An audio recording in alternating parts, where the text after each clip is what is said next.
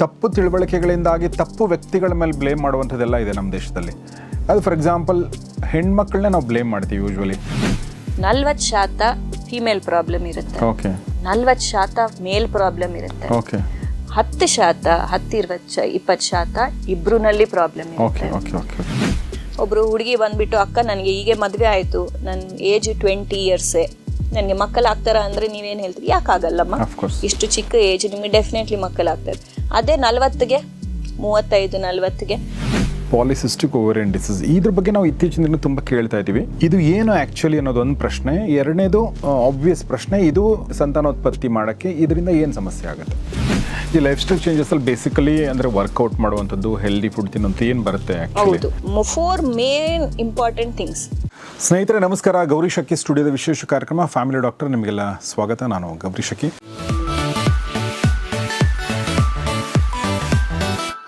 Family doctor ಕಾರ್ಯಕ್ರಮದ ಉದ್ದೇಶ ಏನು ಹೇಳಿ, ನಾವೆಲ್ಲರೂ ಚೆನ್ನಾಗಿರಬೇಕು, ಆರೋಗ್ಯದಿಂದ ಇರಬೇಕು, ನೀವೆಲ್ಲರೂ ಚೆನ್ನಾಗಿರಬೇಕು ಅನ್ನೋದೇ ಉದ್ದೇಶ. ಹೀಗಾಗಿ ನಾವು ಆರೋಗ್ಯ ಸಂಬಂಧಿತ ಸಮಸ್ಯೆಗಳನ್ನ ಇದರಲ್ಲಿ ಚರ್ಚೆ ಮಾಡ್ತೀವಿ. ಇವತ್ತು ನಮ್ಮೊಂದಿಗೆ ವೃಕ್ಷ್ ಫರ್ಟಿಲಿಟಿ ಈ ಒಂದು ಸೆಂಟರ್ನ ಚೀಫ್ ಫರ್ಟಿಲಿಟಿ ಸ್ಪೆಷಲಿಸ್ಟ್ ಮತ್ತು ಗೈನಕಾಲಜಿಸ್ಟ್ ಆಗಿರುವಂಥ ಡಾಕ್ಟರ್ ಸ್ನೇಹಾ ಶೆಟ್ಟಿ ಅವರು ನಮ್ಮೊಂದಿಗಿದ್ದಾರೆ. ಬನ್ನಿ ಅವ್ರನ್ನ ಸ್ವಾಗತಿಸೋಣ. Madam, welcome to the show. ನಮಸ್ತೆ. ಕಳೆದ 15-16 ವರ್ಷಗಳಿಂದ I think you been a doctor. Okay. ಕಳೆದ 2.5 ವರ್ಷಗಳಿಂದ ಅವರು ತಮ್ಮದೇ ಸ್ವಂತ ಒಂದು ಕ್ಲಿನಿಕಲ್ ಅಂದರೆ ಈ ಒಂದು ಫರ್ಟಿಲಿಟಿ ಸೆಂಟರ್ನ ಶುರು ಮಾಡಿದರೆ. ಅದರ ಹೆಸರು ವೃಕ್ಷ ಅಂತ, ಅಂದರೆ ಕನ್ನಡದಲ್ಲಿ ವೃಕ್ಷ ಅಂತೀವಿ.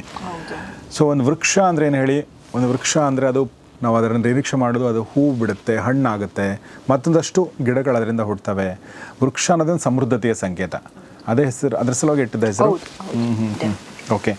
ಬಟ್ ಒಬ್ಬ ಡಾಕ್ಟ್ರಿಗೆ ನೀವೇನೇನು ಓದಿದ್ರಿ ಬೇಸಿಕಲಿ, ಚಿಕ್ಕದಾಗಿ ಹೇಳ್ಬೋದು ಅಂದರೆ? ನಾವು MBBS ಆದಮೇಲೆ PG post graduation obstetrics and ಗೈನಕಾಲಜಿನಲ್ಲಿ ಮಾಡಿದ್ವಿ. ಅದಾದಮೇಲೆ ನಾನು ಲ್ಯಾಪ್ರೋಸ್ಕೋಪಿ ಫೆಲೋಶಿಪ್ ಮಾಡಿ ಇನ್ಫರ್ಟಿಲಿಟಿನಲ್ಲಿ ಜಾಸ್ತಿ ಇಂಟ್ರೆಸ್ಟ್ ಇದೆ ಅಂತ ಇನ್ಫರ್ಟಿಲಿಟಿ ಸ್ಪೆಷಲೈಸೇಷನ್ಸ್ ಎಲ್ಲ ಮಾಡಿದ್ವಿ, ಫೆಲೋಶಿಪ್ ಮಾಡಿದ್ವಿ. Okay okay okay.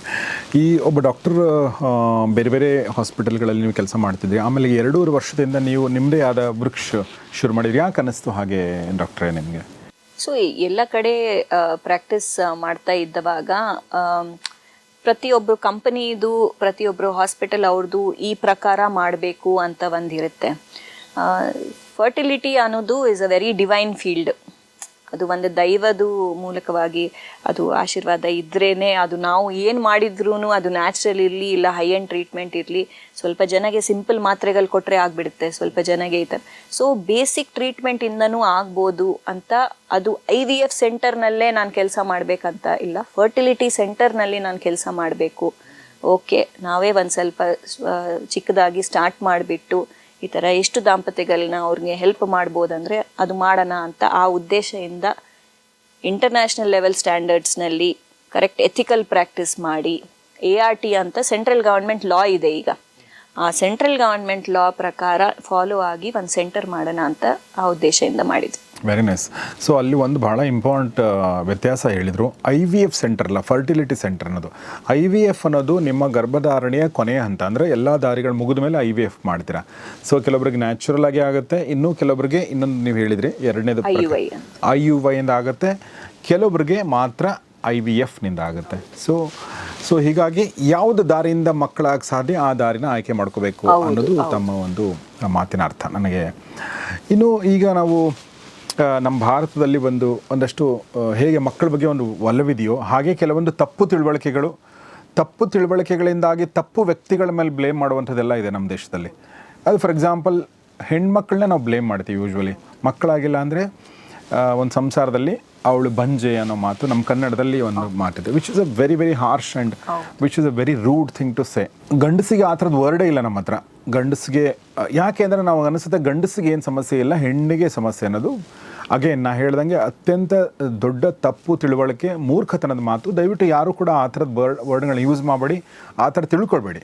ಸೊ ಒಂದು ಮಕ್ಕಳಾಗದೇ ಇದ್ದಾಗ ಗಂಡ ಹೆಂಡತಿಗೆ ಗಂಡನಲ್ಲೂ ಸಮಸ್ಯೆ ಇರ್ಬೋದು, ಹೆಂಡತಿಯಲ್ಲೂ ಸಮಸ್ಯೆ ಇರ್ಬೋದು, ಹೆಣ್ಣಿನಲ್ಲೂ ಸಮಸ್ಯೆ ಇರ್ಬೋದು, ಗಂಡಿನಲ್ಲೂ ಸಮಸ್ಯೆ ಇರ್ಬೋದು ಅಲ್ವಾ?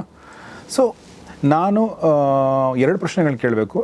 ಜಾಸ್ತಿ ಸಮಸ್ಯೆ ಯಾರಿಗಿರುತ್ತೆ ಅನ್ನೋದು ಮೊದಲನೇ ಪ್ರಶ್ನೆ. ಈ ಒಂದು ಎಪಿಸೋಡಲ್ಲಿ ಹೆಣ್ಣಿನ ಸಮಸ್ಯೆಗಳೇನು ಅನ್ನೋದ್ರ ಬಗ್ಗೆ ಮಾತಾಡಬೇಕು. ಸೊ ಮೊದಲನೇ ಪ್ರಶ್ನೆ, ಯಾರಿಗೆ ಜಾಸ್ತಿ ಸಮಸ್ಯೆ ಇರುತ್ತೆ?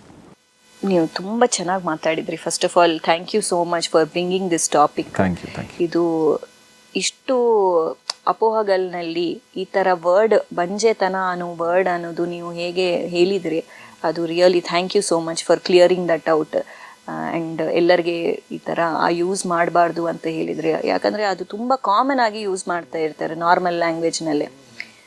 ಈಗ ಯಾರಿನಲ್ಲಿ ಜಾಸ್ತಿ ಸಮಸ್ಯೆಗಳಂದರೆ, I want to clear this, 40% female problem ಇರುತ್ತೆ, 40% ಮೇಲ್ ಪ್ರಾಬ್ಲಮ್ ಇರುತ್ತೆ, 10%, 10-20% ಇಬ್ರುನಲ್ಲಿ ಪ್ರಾಬ್ಲಮ್ ಇರುತ್ತೆ. ಸೊ ಒಂದು ಮುಂಚೆ ಈ ಕಾಲನಲ್ಲಿ ಈ ಥರ ಇತ್ತು, ಬರೇ ಪ್ರಾಬ್ಲಮ್ ಅಂದ ತಕ್ಷಣ ಅತ್ತೆ ಅವರು ಇಲ್ಲ ಮದರ್ ಸೈಡ್ ಅವರೆಲ್ಲರೂ ಬರೇ ವೈಫ್ನ ಕರ್ಕೊಂಡು ಬರ್ತಿತ್ತು ಚೆಕಪ್ಗೆ, ಒಂದ್ಸಲ ಈ ಥರ ಮಕ್ಕಳಾಗ್ತಾ ಇಲ್ಲ ಡಾಕ್ಟರ್ ಒಂದ್ಸಲ ಚೆಕ್ ಮಾಡ್ರಿ ಅಂತ. ಇತ್ತೀಚಿನ ದಿನದಲ್ಲಿ ನಾವು ನೋಡ್ತಾ ಇದೀವಿ, ಕಪಲ್ ಥರನೇ ಬರ್ತಾ ಇದ್ದಾರೆ ಸುಮಾರು ಜನ, ಅವ್ರಿಗೆ ಗೊತ್ತಾಗಿದೆ ಈ ಥರ ಮೀಡಿಯಾ ಅವೇರ್ನೆಸ್ ಅನ್ನೋದು ಜಾಸ್ತಿ ಆಗಿದೆ, ಸೆಲೆಬ್ರಿಟೀಸ್ನು ಅವೇರ್ನೆಸ್ ಎಲ್ಲ ಜಾಸ್ತಿ ಆಗಿದೆ. ಸೊ ಡೆಫಿನೆಟ್ಲಿ ಜನಗೆ ಗೊತ್ತಾಗ್ತಾ ಇದೆ. ಆ್ಯಂಡ್ ಇಲ್ಲ ಅಂದ್ರೂ ನಾವು ಹೇಳ್ತೀವಿ, ಇಲ್ಲ ಅಮ್ಮ ಪ್ರಾಬ್ಲಮ್ ಇಬ್ರುನಲ್ಲಿ ಇರ್ಬೋದು. ಸೊ ಈಗ ನಾವು ವೈಫ್ನ ಚೆಕ್ ಮಾಡಿದರೆ ಹಸ್ಬೆಂಡ್ನು ಅಷ್ಟೇ ಇಂಪಾರ್ಟೆಂಟ್, ಅವ್ರಿಗೂ ಚೆಕ್ ಮಾಡಬೇಕು. ಸೊ ಬೇಸಿಕ್ ಟೆಸ್ಟ್ ಫಸ್ಟ್ ಮಾಡ್ತೀವಿ, ಎಲ್ಲರಿಗೆ ಎಲ್ಲ ಪರೀಕ್ಷೆಗಳೇನು ಮಾಡಲ್ಲ. ಸೊ ಒಂದು ಸಿಂಪಲ್ ಟೆಸ್ಟ್, ಅದು ವೀರ್ಯ ಪರೀಕ್ಷೆಗಳು, ಅದು ನಿಮ್ಮ ಜನರಲ್ ಹೆಲ್ತ್ ಚೆನ್ನಾಗಿದೆ ಅಂದರೆ ಇದು ಒಂದು ಮಾಡಿದರೆ ನಮಗೆ ಹೇಗಿದೆ ಏನು ಪ್ರಾಬ್ಲಮ್ ಅಂತ ಗೊತ್ತಾಗುತ್ತೆ. ಸೊ ಇಲ್ಲಿ 40% ಹೆಣ್ಮಕ್ಳಲ್ಲೂ ಪ್ರಾಬ್ಲಮ್ ಇರುತ್ತೆ, 40% ಗಂಡಸಲ್ಲೂ ಪ್ರಾಬ್ಲಮ್ ಇರುತ್ತೆ, ಇನ್ನು 20% ಇಬ್ಬರಲ್ಲೂ ಸಮಸ್ಯೆ ಇರುತ್ತೆ ಅನ್ನೋ ಮಾತನ್ನು ನಮ್ಮ ಡಾಕ್ಟರ್ ಸ್ನೇಹಾ ಶೆಟ್ಟಿ ಅವರು ಹೇಳಿದರು. ಸೊ ಹೀಗಾಗಿ ಇದು ಒಂಥರ ಒಬ್ಬರ ಮೇಲೆ ಗೂಬೆ ಕೂರಿಸುವಂಥದ್ದಲ್ಲ ಅನ್ನೋದು ಒಂದು ತುಂಬ ಸ್ಪಷ್ಟವಾಗಿ ಗೊತ್ತಾಯ್ತು. ಎರಡನೇದು, ಹಿಂದಿನ ದಿನಗಳಲ್ಲಿ ಏನಾಗ್ತಿತ್ತು ಅಂದರೆ ಟೆಸ್ಟ್ ಮಾಡೋದಿರಲಿ, ಹೆಣ್ಣಿಗೆ ಸಮಸ್ಯೆ ಇದೆ ಅಂತ ಮುಂಚೆನೇ ಡಿಸೈಡ್ ಮಾಡಿಕೊಂಡು ಗಂಡಿಗೆ ಇನ್ನೊಂದು ಮದುವೆ ಮಾಡ್ತಿದ್ರು, ಅವಳಲ್ಲೂ ಮದುವೆ ಆಗಲಿ ಅಂದರೆ ಇನ್ನೊಂದು ಮದುವೆ ಮಾಡಿ, ಈ ಥರದ್ದು ನಾವು ಹಳ್ಳಿಗಳಲ್ಲಿ ನೋಡಿದ್ದೀವಿ. ಓಕೆ, ಆಗಿನ ಕಾಲ ಹಾಗಿತ್ತು, ಅಜ್ಞಾನ ಇತ್ತು, ತಿಳುವಳಿಕೆ ಇರಲಿಲ್ಲ, ಸೊ ಅದನ್ನು ಬಿಟ್ಬೋಣ. ಬಟ್ ಈಗ ನಮಗೆ ಎಲ್ಲ ತಿಳುವಳಿಕೆ ಇರೋದ್ರಿಂದ ಆ ಥರ ತಪ್ಪುಗಳನ್ನ ನಾವು ಮಾಡ್ತಾ ಇಲ್ಲ, ತುಂಬ ಜನ ಅದರಿಂದ ಹೊರಗಡೆ ಬಂದಿದ್ದಾರೆ. ಸೊ ಈಗ ನಾವು ಹೆಣ್ಣಿನ ಅಂದರೆ ಹೆಂಗಸಿನ ಬಗ್ಗೆ ನಾವು ಮಾತಾಡಿದ್ರೆ, ಹೆಣ್ಣಿನ ದೇಹ more complex, okay, compare to male ಅಂತ ನನಗನ್ಸುತ್ತೆ. ಬಿಕಾಸ್ ಅವಳು ಗರ್ಭಧರಿಸಿ ಮಗುನ ಇಟ್ಕೊಳ್ಬೇಕಾದ ಒಂದು ಶಕ್ತಿ ಸಾಮರ್ಥ್ಯ ಹೊಂದಬೇಕು ಅಂತಂದರೆ ಅದು ಸಿಂಪಲ್ ಆಗಿರೋಕ್ಕೆ ಸಾಧ್ಯ ಇಲ್ಲ. ಹೀಗಾಗಿ ಬಹುಶಃ ಸಮಸ್ಯೆಗಳು ಕೂಡ ಅಲ್ಲಿ ಬರ್ಬೋದೇನೋ ಕೆಲವೊಂದು. ಸೊ ಹೀಗಾಗಿ ನನ್ನ ಪ್ರಶ್ನೆ ಏನಂದರೆ, ಹೆಣ್ಣಿನಲ್ಲಿ ಏನು ಸಮಸ್ಯೆಗಳು ಬರ್ತವೆ ಅಥವಾ ಇರ್ತವೆ, ಓಕೆ, ಮತ್ತು ಮನೆಯಲ್ಲಿರುವಂಥ ಹೆಣ್ಮಕ್ಳು, ಮದುವೆ ಆಗಿರುವಂಥ ಹೆಣ್ಮಕ್ಳು ಸೆಲ್ಫ್ ಡಯಾಗ್ನೋಸ್ ಅರ್ಥ ಮಾಡ್ಕೊಳ್ಳುವಂಥದ್ದು ಏನಿದೆ, ನನಗೆ ಈ ಸಮಸ್ಯೆ ಇರಬಹುದಾ ಅನ್ನೋದು ಹೇಗೆ ಗೊತ್ತಾಗುತ್ತೆ? ಓಕೆ, ಫಸ್ಟ್ಲಿ ಏನಂದರೆ ಮನೆಯಲ್ಲಿ ಕೂತ್ಕೊಂಡು ಅವ್ರಿಗೆ ಗೊತ್ತಾಗಬೇಕಂದ್ರೆ ಫಸ್ಟ್ ಥಿಂಗ್ ನೀವು ನೋಡಬೇಕು ನಿಮ್ಮ ಏಜ್. ವಯಸ್ಸು 30 ವರ್ಷಕ್ಕಿಂತ ಜಾಸ್ತಿ ಇದೆ ಅಂದರೆ ನೀವು ಮಕ್ಕಳಿಗೆ 1 ವರ್ಷ ಟ್ರೈ ಮಾಡ್ತಾ ಇದ್ದೀರಿ ಆದರೂ ಆಗ್ತಾ ಇಲ್ಲ ಅಂದರೆ ನೀವು ಇಮಿಡಿಯೇಟ್ಲಿ ಡಾಕ್ಟರ್ನ ಭೇಟಿ ಆಗಬೇಕು. ಎರಡನೇದು, ನಾವು ಇದಕ್ಕೆ ಮುಂಚೆ ಎಪಿಸೋಡ್ನಲ್ಲಿ ಮಾತಾಡಿದ ಋತುಚಕ್ರ ಪೀರಿಯಡ್ಸ್ ಅನ್ನೋದು ಅವ್ರಿಗೆ ತಿಂಗಳ ಕರೆಕ್ಟ್ ಬರ್ತಾ ಇದೆಯಾ ಇಲ್ಲ, ಬರ್ತಾ ಇಲ್ಲ ಅಂದರೆ ನೀವು ಡಾಕ್ಟರ್ನ ಭೇಟಿ ಆಗಬೇಕು. ಅಂದರೆ ನಿಮಗೆ ಮೊಟ್ಟೆ ಕರೆಕ್ಟಾಗಿ ರಿಲೀಸ್ ಆಗ್ತಾ ಇದೆಯಾ ಇಲ್ಲ ಅಂತ ಚೆಕ್ ಮಾಡ್ಕೋಬೇಕು. ಮೂರನೇದು, ರಿಪೀಟೆಡ್ ಇನ್ಫೆಕ್ಷನ್ಸ್ ಬರ್ತಾ ಇದೆ ಅಂದ್ರೂ ಚೆಕ್ ಮಾಡ್ಕೋಬೇಕು. ನಾಲ್ಕನೇದು, ತೂಕ ಸಡನ್ ಆಗಿ ತುಂಬ ಜಾಸ್ತಿ ಆಗಿಬಿಡುತ್ತೆ ಮದುವೆ ಆದಮೇಲೆ ಅವ್ರಿಗೆ, ಆ್ಯಂಡ್ ದೆನ್ ಅವ್ರು ನ್ಯಾಚುರಲ್ ಆಗಿ ಟ್ರೈ ಮಾಡ್ತಾ ಇರ್ತಾರೆ. ಸೊ ಅವರು ಶುಗರ್, ಥೈರಾಯ್ಡ್ ಇದೆಲ್ಲ ಬೇಸಿಕ್ ಟೆಸ್ಟ್, ಅದೆಲ್ಲ ಒಂದು ಸ್ವಲ್ಪ ಚೆಕ್ ಮಾಡಿಕೊಂಡು ಏನಾದರೂ ಪ್ರಾಬ್ಲಮ್ ಇದೆ ಅಂದ್ರೂ ಡಾಕ್ಟರ್ನ ಭೇಟಿ ಆಗಬೇಕು. ಇದು ಅಕಸ್ಮಾತ್ ಅವರಿಗೆ ಏನೂ ಗೊತ್ತಿಲ್ಲ, ಅವ್ರು ಈಗೀಗೆ ಪ್ಲ್ಯಾನ್ ಮಾಡೋಣ ಅನ್ಕೊತಾ ಇದ್ದಾರೆ ಅಂದರೆ ಈ ಪಾಯಿಂಟ್ಸ್ ಅವರು ಚೆಕ್ ಮಾಡ್ಕೋಬೇಕು.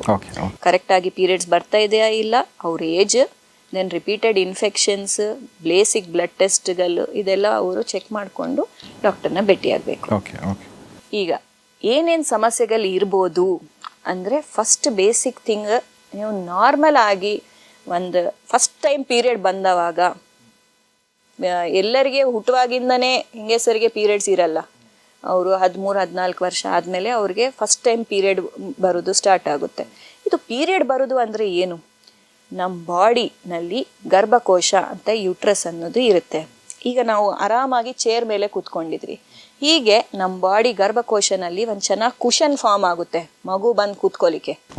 ಪ್ರೆಗ್ನೆನ್ಸಿ ಇಲ್ಲ ಅಂದರೆ ಆ ಕುಷನ್ ಎಲ್ಲ ಬಂದ್ಬಿಡುತ್ತೆ, ಅದನ್ನ ಪೀರಿಯಡ್ಸ್ ಅಂತ, ಋತುಚಕ್ರ ಅಂತ ಕರಿತೀವಿ. 1 ತಿಂಗಳು ಬಾಡಿ ವೇಟ್ ಮಾಡುತ್ತೆ, ಏನಾದರೂ ಅಲ್ಲಿ ಮಗು ಬರುತ್ತಾ ಅಂದರೆ ಝೈಗೋಟ್ ಬರುತ್ತಾ ಅಂತೇಳಿ, ಎಂಬ್ರಿಯೋ ಬರುತ್ತಾ ಅಂತ, ಬರಲಿಲ್ಲ ಅಂದ್ರೆ ಅದು ಆ ಕುಷನ್ ಎಲ್ಲ ಬಂದ್ಬಿಡುತ್ತೆ. ಆ ಕುಷನ್ನ ಎಂಡೋಮೆಟ್ರಿಯಂ ಅಂತ ಹೇಳ್ತೀವಿ. ಆ ಎಂಡೋಮೆಟ್ರಿಯಂ ಶೆಡಿಂಗ್ ಆಗ್ತಾ ಇದ್ರೆ, ಹೊರಗೆ ಬರ್ತಾ ಇದ್ರೆ ಅದನ್ನ ನಾವು ಪೀರಿಯಡ್ಸ್ ಅಂತ ಹೇಳ್ತೀವಿ. ಸೊ ಈಗ ಇದು ಗರ್ಭಕೋಶ ಬಗ್ಗೆ. ಗರ್ಭಕೋಶ ಬಾಜು 2 ಕೈ ಥರ 2 ಫೆಲೋಪಿಯನ್ ಟ್ಯೂಬ್ಸ್ ಅಂತ ಇರುತ್ತೆ, ಟ್ಯೂಬ್ಸ್. ಅದರ ಬಾಜು ಮೊಟ್ಟೆ ಶೀಲ ಇರುತ್ತೆ. ಆ ಮೊಟ್ಟೆ ಶೀಲನಲ್ಲಿ ನಮಗೆ ರೌಂಡ್ ಬ್ಲ್ಯಾಕ್ ಫಾಲಿಕಲ್ಸ್, ಆ ಫಾಲಿಕಲ್ ಒಳಗಡೆ ಮೊಟ್ಟೆ ಇರುತ್ತೆ. ಸೊ ಇದನ್ನು ಮೊಟ್ಟೆ ಶೀಲ ಅಂತ ಅದಕ್ಕೆ ಕರಿತೀವಿ. ಸೊ ಈಗ ಫಾರ್ ಎಕ್ಸಾಂಪಲ್ ಈಗ 40 ವರ್ಷ ಹುಡುಗಿಗೆ ಅಷ್ಟು ಜಾಸ್ತಿ ಮೊಟ್ಟೆಗಳಿರಲ್ಲ, 20 ವರ್ಷ ಹುಡುಗಿಗೆ ಜಾಸ್ತಿ ಇರುತ್ತೆ. ಈಗ ನಮಗೇನೂ ಗೊತ್ತಿಲ್ಲ, ಒಬ್ಬರು ಹುಡುಗಿ ಬಂದುಬಿಟ್ಟು ಅಕ್ಕ ನನಗೆ ಹೀಗೆ ಮದುವೆ ಆಯಿತು, ನನ್ನ ಏಜ್ 20 ಇಯರ್ಸೇ, ನನಗೆ ಮಕ್ಕಳಾಗ್ತಾರ ಅಂದರೆ ನೀವೇನು ಹೇಳ್ತೀರಿ? ಯಾಕಾಗಲ್ಲಮ್ಮ, ಇಷ್ಟು ಚಿಕ್ಕ ಏಜ್ ನಿಮಗೆ ಡೆಫಿನೆಟ್ಲಿ ಮಕ್ಕಳಾಗ್ತಾರೆ.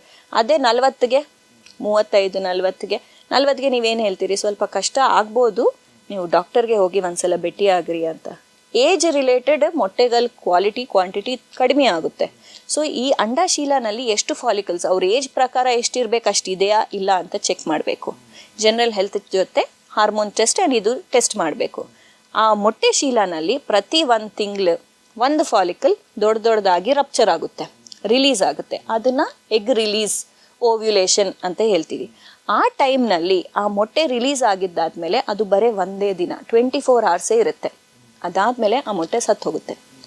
ಆ 24 ಅವರ್ಸ್ನಲ್ಲಿ ಹಸ್ಬೆಂಡ್ ವೈಫ್ ಸೇರಿದರೆ, ನ್ಯಾಚುರಲ್ ಆಗಿ ಟ್ರೈ ಮಾಡಿದರೆ, ಈ ವೀರ್ಯನಗಲ್ ಸ್ಪರ್ಮ್ಸ್ ಅನ್ನೋದು ಸ್ವಿಮ್ ಮಾಡ್ಕೊತ ಹೋಗಿ ಈ ಮೊಟ್ಟೆನ ಭೇಟಿಯಾಗುತ್ತೆ. ಎಲ್ಲಿ ಭೇಟಿಯಾಗುತ್ತೆ? ಟ್ಯೂಬ್ಸ್ನಲ್ಲಿ.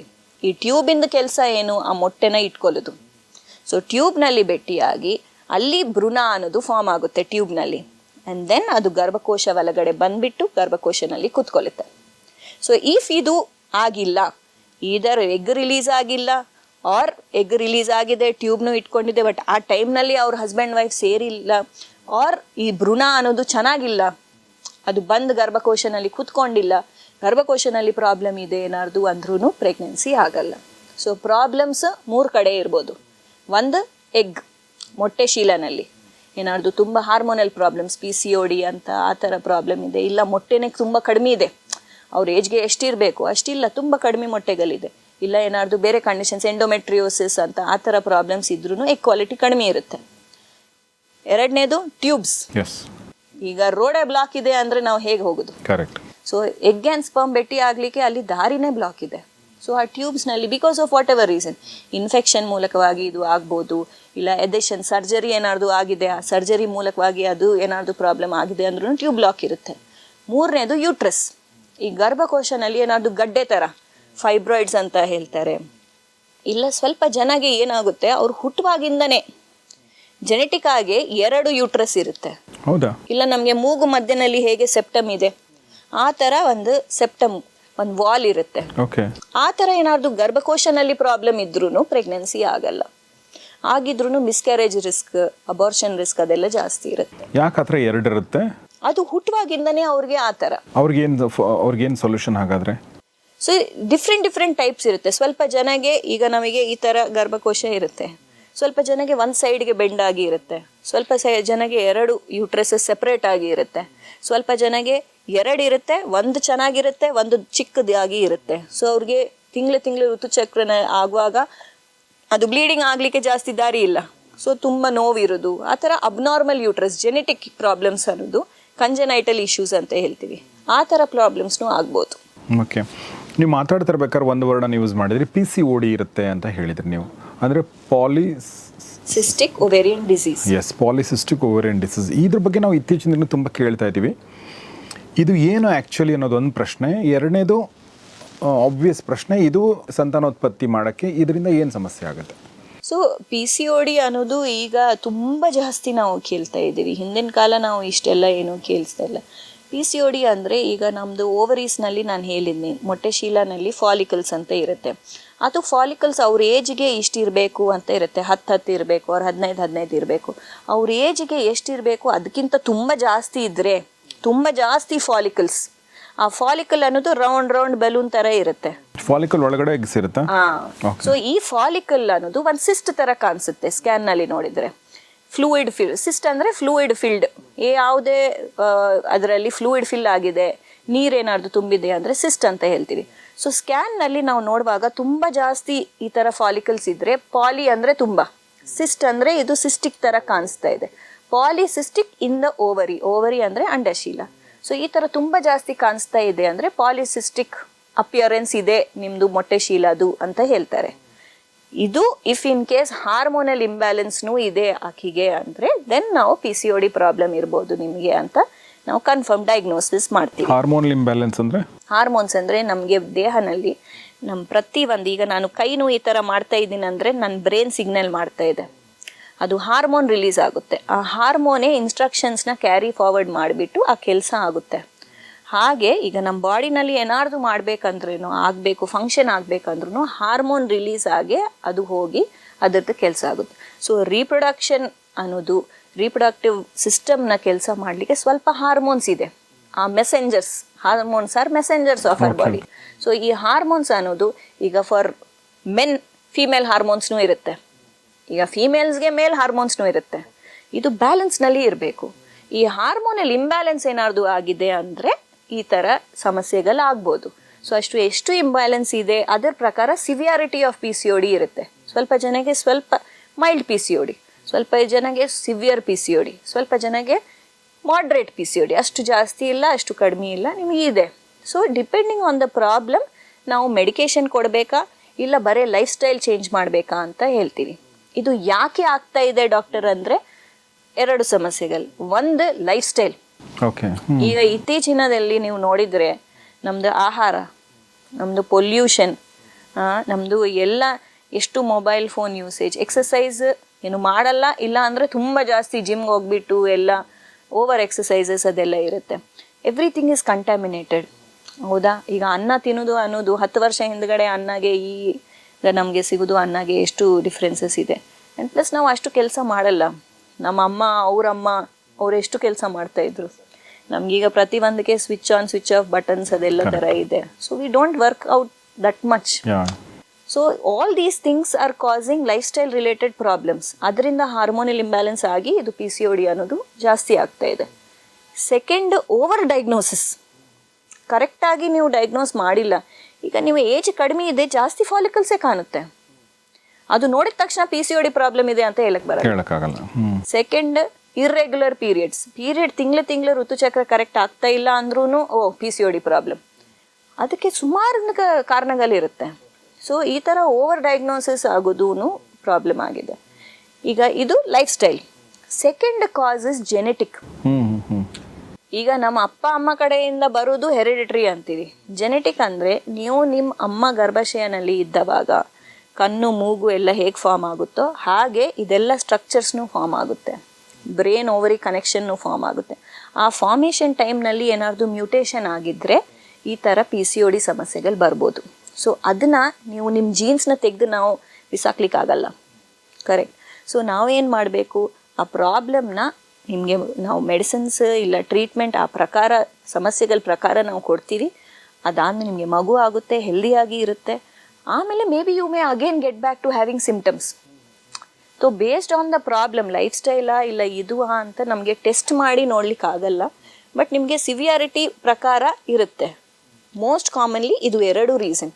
ಅದಕ್ಕೆ ಸ್ವಲ್ಪ ಜನ PCOD ಅವ್ರಿಗೆ ಲೈಫ್ ಸ್ಟೈಲ್ ಚೇಂಜಸ್ ಮಾಡಿದ ತಕ್ಷಣ ಅವ್ರ ಪೀರಿಯಡ್ ರೆಗ್ಯುಲರ್ ಆಗುತ್ತೆ, ಅವ್ರಿಗೆ ಮಗುನೂ ಆಗುತ್ತೆ, ಟ್ರೀಟ್ಮೆಂಟ್ ಅದೆಲ್ಲ ಏನೂ ಬೇಕಾಗಲ್ಲ. ಸೊ ನಾವು ಅದಕ್ಕೆ ಹೇಳ್ತೀವಿ ನೀವು ಲೈಫ್ ಸ್ಟೈಲ್ ಚೇಂಜ್ ಮಾಡ್ರಿ ಅಂತ. ಆಗಿಲ್ಲ ಅಂದರೆ then we go for the medication part of it. Okay. ಈ ಲೈಫ್ ಸ್ಟೈಲ್ ಚೇಂಜಸಲ್ಲಿ ಬೇಸಿಕಲಿ ಅಂದರೆ ವರ್ಕೌಟ್ ಮಾಡುವಂಥದ್ದು, ಹೆಲ್ದಿ ಫುಡ್ ತಿನ್ನೋಂಥ ಏನು ಬರುತ್ತೆ? ಹೌದು, 4 ಮೇನ್ ಇಂಪಾರ್ಟೆಂಟ್ ಥಿಂಗ್ಸ್. ಕರೆಕ್ಟಾಗಿ ಆಹಾರ. ಇದು ಸ್ವಿಗ್ಗಿ ಝೊಮ್ಯಾಟೊ ಇದೆಲ್ಲ ಬಂದುಬಿಟ್ಟು ಈಗ ತುಂಬ ಜಾಸ್ತಿಯಾಗಿ ನಾವು ಆರ್ಡರ್ ಮಾಡೋದು ಎಲ್ಲ ಔಟ್ಸೈಡ್ ಫುಡ್ ಎಲ್ಲ ಜಾಸ್ತಿ. ನಾವು ಚಿಕ್ಕದಿದ್ದವಾಗ ಎಷ್ಟು ಸಲ ಹೋಗ್ತಿದ್ವಿ ಸರ್, ಹಾರ್ಡ್ಲಿ ನಾವು ವರ್ಷಕ್ಕೊಂದ್ಸಲ ಅಲ್ಲ, ಏನಾದ್ರು ಮದುವೆ ಇದೆ ಅಂದರೆ ಇಲ್ಲ ಬರ್ಡೇ ಇದೆ ಅಂದರೆ ಆ ಥರ ವೆರಿ ರೇರ್ ಆಗಿ. ಈಗ ಎಷ್ಟು ಇದೆ ಅಂದರೆ midnight cravings, no time, no nothing, ಎಲ್ಲ ಶುಗರ್ ಜಾಸ್ತಿ ತಿನ್ನೋದು, ಡೆಸರ್ಟ್ಸ್ ಎಲ್ಲ ಜಾಸ್ತಿ, ಅನ್ಹೆಲ್ದಿ ಫುಡ್ ಎಲ್ಲ ಜಾಸ್ತಿ. ಸೊ ಕರೆಕ್ಟಾಗಿ ನೀವು healthy food, fresh fruits and vegetables ತಿನ್ನಬೇಕು. ಎರಡನೇದು, ನೀವು ಕರೆಕ್ಟಾಗಿ ಎಕ್ಸಸೈಸ್ ಅಟ್ಲೀಸ್ಟ್ 1 hour, ಏನೋ ಒಂದು ಸ್ವಲ್ಪ ಫಿಸಿಕಲ್ ಆ್ಯಕ್ಟಿವಿಟಿ ಮಾಡಿ. 1 hour ಅಂದರೆ ಕಡಿಮೆ ಏನಲ್ಲ ಬಿಡಿ, ಸಾಕು 1 hour ಅಂದರೆ ಮ್ಯಾಕ್ಸಿಮಮ್ ಅನ್ಸುತ್ತೆ ನನ್ನ ಪ್ರಕಾರ. ಮಿನಿಮಮ್ ಆಗಿ ನೀವು ಸ್ವಲ್ಪ ಅಟ್ಲೀಸ್ಟ್ ನೀವು ಬ್ರಿಸ್ಕ್ ವಾಕಿಂಗ್ ಮಾಡಿರಿ, ಮನೆಯಲ್ಲಿ ಸೂರ್ಯ ನಮಸ್ಕಾರ ಮಾಡಿರಿ, ಇಲ್ಲ ಏನಾದರೂ ಆ ಥರ ಸಿಂಪಲ್ ಆಗಿ ನೀವು ಮಾಡ್ಕೊಂಡಿದ್ರೇ ಸಾಕು. ಬಟ್ 1 hour ನೀವು ನಿಮಗೋಸ್ಕರ ನೀವು ತೆಗೆದುಬಿಟ್ಟು ಎಕ್ಸಸೈಸ್ ಮಾಡಬೇಕು. 3ನೇದು ಡಿಹೈಡ್ರೇಷನ್, ನೀರು ಕುಡಿಯಲ್ಲ. ಹೌದಾ? ಓ, ಹೆಣ್ಮಕ್ಳು ಜಾಸ್ತಿ ಕುಡಿಯಲ್ಲ ನೀರು. ಹಾಗೇನಿಲ್ಲ, ಇಬ್ರು ಈಗ ನೀರ್ ಅನ್ನೋದು ಆರ್ ಎನಿ ಫ್ಲೂಯಿಡ್.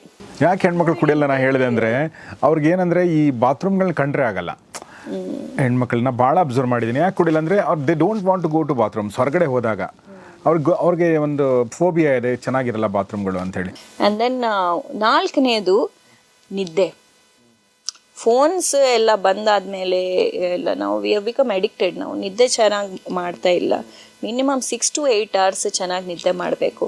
ಸೊ ಇದು 4 ವಿಷಯಗಳನ್ನ ನೀವು ಗಮನಿಸಿ ನೀವು ಕರೆಕ್ಟಾಗಿ ನೀವು ಕರೆಕ್ಟ್ ಒಂದು ಒಳ್ಳೆ ಲೈಫ್ ಸ್ಟೈಲ್ನ ಚೇಂಜಸ್ ಮಾಡಿದರೆ ಅದೇ ಸಾಕಾಗುತ್ತೆ. ಸೊ PCOD ಸಮಸ್ಯೆ ಏನು ಮತ್ತು ಅದಕ್ಕೆ ಏನು ಪರಿಹಾರ ಅನ್ನೋದನ್ನು ಕೂಡ ಹೇಳಿದರು. ಮೇಡಮ್, ಈಗ ಕಳೆದ 15 ವರ್ಷಗಳಲ್ಲಿ ತುಂಬ ಜನ ಹೆಣ್ಮಕ್ಳನ್ನ ಭೇಟಿ ಮಾಡಿರ್ತೀರ, ಕಳೆದ 2-3 ವರ್ಷಗಳಲ್ಲಿ ತುಂಬ ಜನ ಹೆಣ್ಮಕ್ಳನ್ನ ಭೇಟಿ ಮಾಡಿರ್ತಿರಲ್ಲ, ನಿಮ್ಮ ಅಬ್ಸರ್ವೇಷನ್ ಏನು? ಬರೀ ನಾ ಹೆಣ್ಮಕ್ಳಿಗೆ ಬಗ್ಗೆನೇ ಕೇಳ್ತಾ ಇದ್ದೀನಿ. ಈಗಿನ ಕಾಲದ ಹೆಣ್ಮಕ್ಳು ಏನು ಸಮಸ್ಯೆಯನ್ನು ಬರ್ತಾರೆ, ದ ಮೋಸ್ಟ್ ಇಂಪಾರ್ಟೆಂಟ್ ಸಮಸ್ಯೆ ಅವ್ರು ಫೇಸ್ ಮಾಡ್ತಿರೋಂಥದ್ದು ಏನು ನಿಮ್ಮ ಪ್ರಕಾರ? ಐ ಫೀಲ್ ಈಗ ಕಾಲನಲ್ಲಿ ತುಂಬ ಜಾಸ್ತಿ ಸ್ಟ್ರೆಸ್ ಆಗಿದೆ ಸರ್. ಹಿಂದಿನ ಕಾಲನಲ್ಲಿ ಅಷ್ಟು ವರ್ಕ್ ಲೋಡ್ ಇರಲಿ ಫಾರ್ ವುಮೆನ್, ಬರೀ ಹೆಂಗಸರಿನಲ್ಲಿ ಹೇಳ್ತಾ ಇದ್ದೀನಿ ನಾನು, ಅಷ್ಟು ಸ್ಟ್ರೆಸ್ ಇರಲ್ಲ ಅಲ್ವಾ? ಬರೀ ಮನೆ ನೋಡ್ಕೊಳ್ಳೋದು ಬೇಕಂದರೆ ನೀವು ಅದ್ರ ಜೊತೆಗೆ ಆ ಕಾಲನಲ್ಲಿನೂ ಕೆಲಸ ಮಾಡ್ತಿದ್ರು.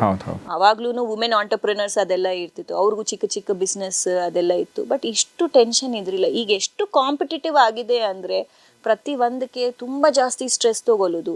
ಹ್ಯಾಬಿಟ್ಸ್, ನೀವು ಎಷ್ಟು ಜನ ಒಂದು ಊರಿನಲ್ಲಿ ಇಷ್ಟು ಜನ ಫೀಮೇಲ್ ಪಾಪ್ಯುಲೇಷನ್ ಇದೆ ಅಂದರೆ ಅದರಲ್ಲಿ ನೀವು ಕೌಂಟ್ ಮಾಡ್ಬೋದು ಎಷ್ಟು ಜನ ತಂಬಾಕು ತಿಂತಾರೆ, ಎಷ್ಟು ಜನ ಸ್ಮೋಕಿಂಗ್, ಆಲ್ಕೋಹಾಲ್.